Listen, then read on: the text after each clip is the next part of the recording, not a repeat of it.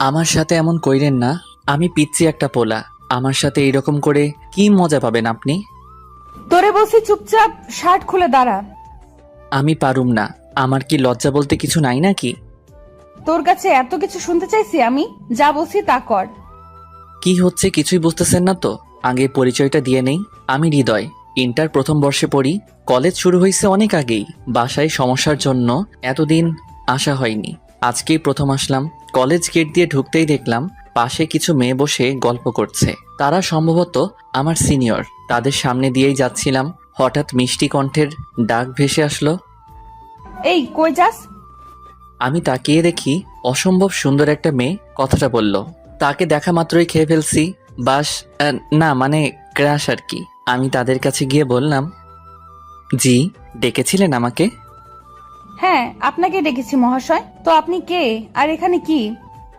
অবাক হয়ে বললাম, এটা তো কলেজ। আর কলেজে মানুষ কেন আসে? এটা কলেজ আমিও জানি, আর মানুষ এখানে পড়তে আসে, কিন্তু তোকে তো আগে কখনো এখানে দেখিনি। নতুন নাকি? জি, আমি নতুন। আজকে আসলাম। তুই কোন ইয়ারে পড়িস? ইন্টার প্রথম বর্ষে। আমরা তোর সিনিয়র, তো সম্মান দিবি আর যা বলবো তাই করবি। আ- আচ্ছা আপু। তো শার্ট খুল, এখন তোর র্যাগিং হবে।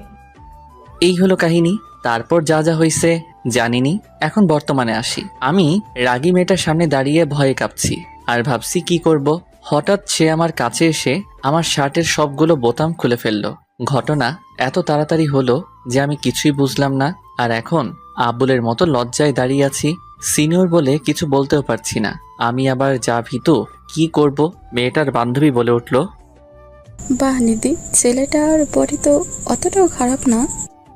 মানে আমার সিনিয়র ক্রাশের নাম নিধি। হ্যাঁ, ঠিক বলছিস দোস্ত। ছেলেটা পুরাই চকলেট বয়। তো চকলেট বয়, তোর নাম কি? অনেকটা লজ্জা নিয়ে বললাম, জি, আমি হৃদয়। আচ্ছা এখন যা, আর যাওয়ার সময় দেখা করে যাবি। আর